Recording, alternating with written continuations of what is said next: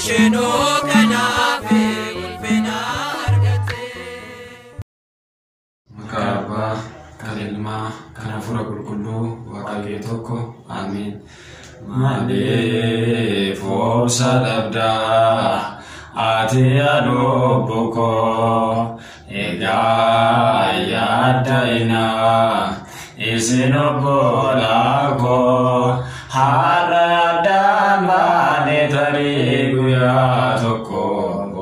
wallo agarsiisa waqayyo gooftano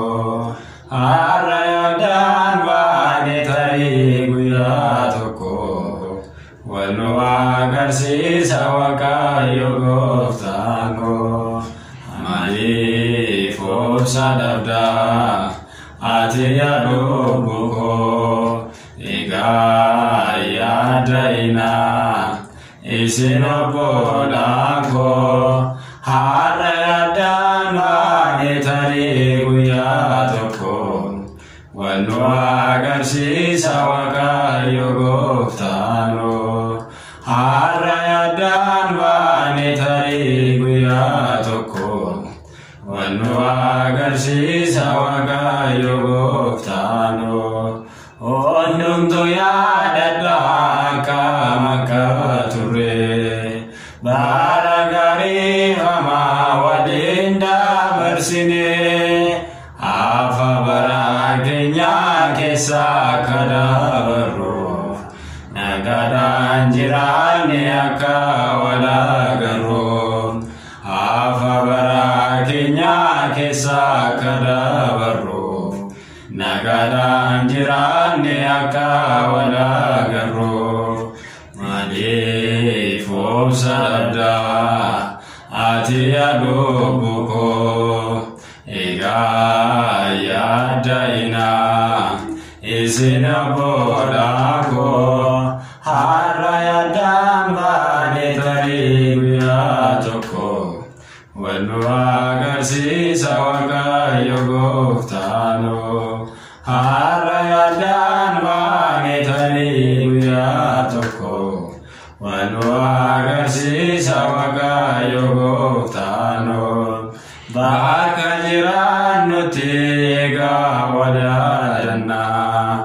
addaan baanee jennee malumaaf rafanna keessa nu dabarsa waqaa jabaa qabna akka waan agarruuf waqayyoon kadhanna keessa nu dabarsa waqaa jabaa qabna akka waan agarruuf waqayyoon kadhanna mali forsa dabda ati adobuko ega yadaina isinobolako haradama netari guya tokko wallo agarsiisa waqayyo gooftano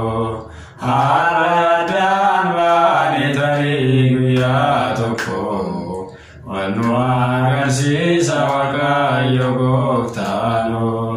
yemmuu yaadadhu seenaa bolota koo gargar ba'uun keenya rafaante garaan koo wal argaan keenya shoo guyyaa waqayyooti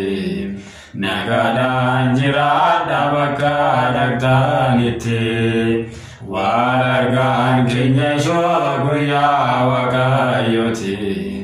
nagaadhaan jiraadha bakka dhaqxanitti mali forsa dabda ati adobuko ega yadaina isinobolako